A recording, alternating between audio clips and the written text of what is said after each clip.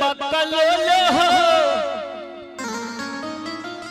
आ चोली सालाई जिसे खोले हो किससे मिलल बकलोले हो आ चोली सालाई जिसे खोले हो अगर मोहलाई जनता साले शर्मना छुआता तब फूट गईल टंकी मोबिल ठोके ठोके छुआता फूट गईल लहंगा मोबिल ठोके ठोके छुआता संजा मिलल बकलोले हो चोली सालाई से खोले हो संजा मिलल बकलोले हो चोली सालाई से खोले एक कौन ये नहीं तो के हेतु ये गाना कौन गाना गाया था खेसारी लाल यादव तो ऐसा ही सबसे मरद बा का कौनो दुनिया के गाना रही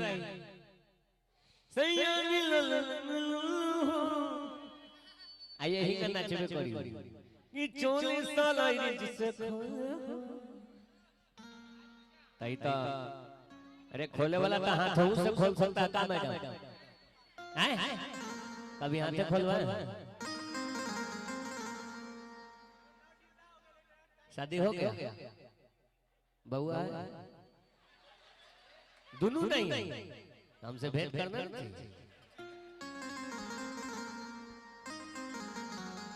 कसैया मिलल बकलोले हो साचो खसरिया बकलोले हम जे रहती बकलोले ना तब फुलकी सालाई से चोले असक सटक ही लाइटी मुना जगह पर की लाइटी रात भर में 4 बेरी ऊपर से ही लाइटी रात भर में 4 बेरिया ऊपर से ही लाइटी क्या बात है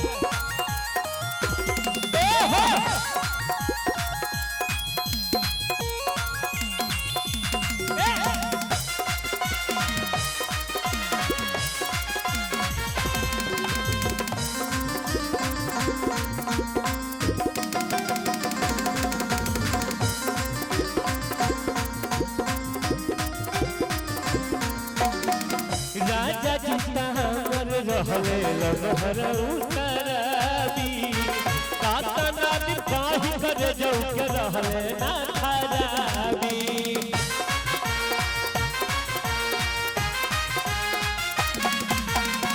राजा जीता रहले हमर लहर खराबी काहि से बताई मन के भीतर ले खराबी कलक पलट उतबा गलत पलट उतरा कमर के गजब आए ना करेला मन लाबर लाबर करता आए ना करता मन लाबर लाबर करता मन लाबर लाबर करता है अरे जो हम कर रहे हैं लब रहिए ना ऐसे मत कहिए मैडम जी बड़ा समझदार है का मैडम जी याद है ना ये लड़का सब के स्कूल के पछाड़ी में पढ़ावा लो मैडम जी कि ये ना करीले मन लाबर करेला अगीर जाला सिस्टम दहिया कटर कटर करेला गिर जाला दहिया सिस्टम कटर कटर करे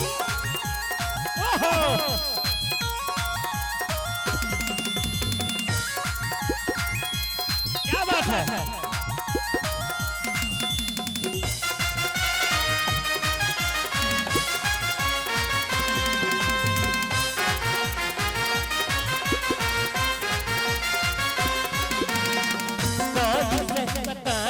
अपना राजा जी के लीला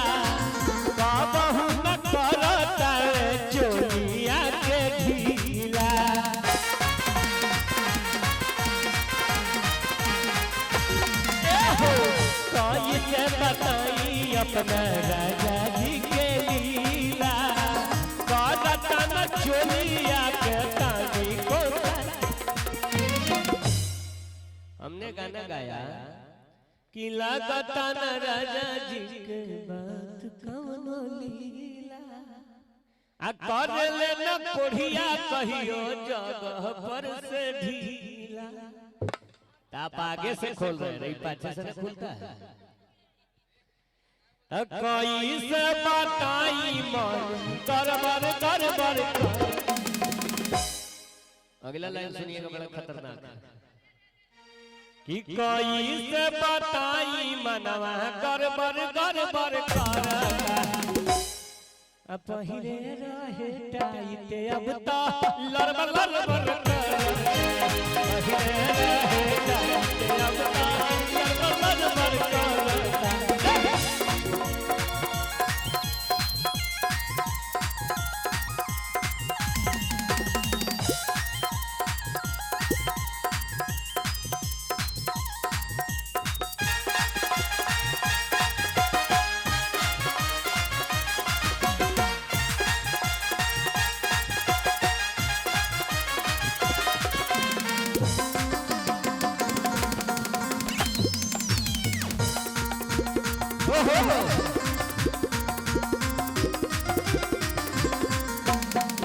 कतना बताई अपना राजा के कहानी का बहु न चुए उनका ठोके ठोके पानी।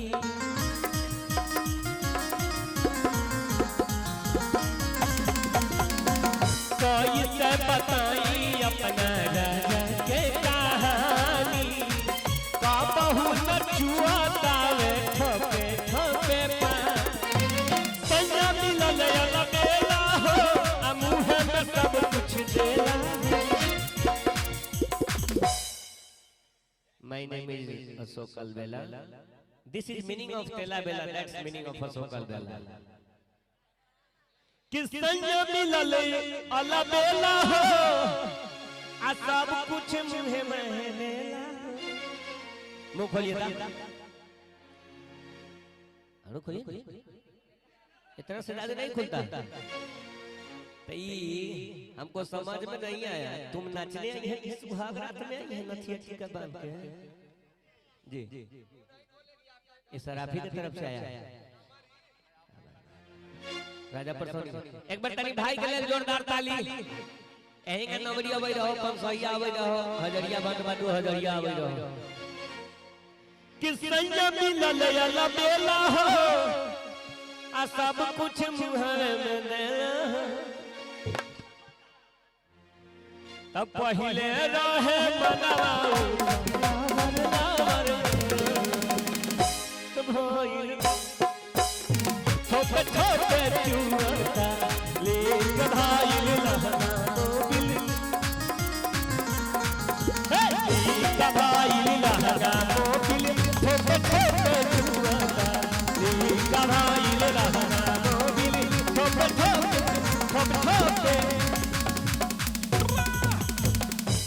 बाप रे बाप, इतना सब बुझा ले हरियाणा के बच्चा हो खस। पानी है आप लेकिन तो बढ़िया है, आप अच्छा नाचती है, इसमें कोई शक नहीं।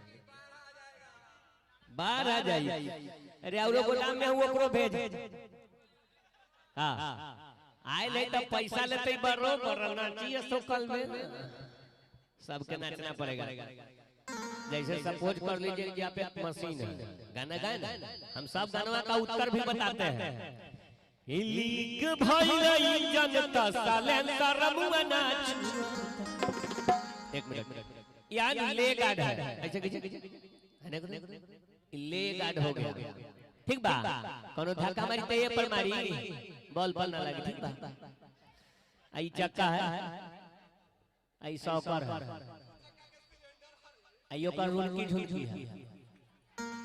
ये मारा मन तारा तावे चुनुर चुनुर बारा आ सिस्टम में जब सटता था झुनुर झुनुर बारा। आई हो गया आपका लाइट, ये हो गया पाइप जिसमें तेल धरा है, ये हो गया टंकी, इनका कमजोर कीजिए। हाँ रान हम ना जानित रही जे तू कहले कुछ काम तू हो सका आधा पैसा तू ही चली है याद है ना वे तो याद करो उस बगिया को जिस बगिया में तुमको देखा था आ तुम लड़ के भागा था मैं छरप छरप के डाला था तो याद करो उस बगिया को जिस बगिया में तुमको देखा था याद करो उस बगिया को जिस बगिया में तुमको देखा आ तुम लब लब करके लब लब कैसे होगा कुदुकना तुम लब लब करके 1 2 3 4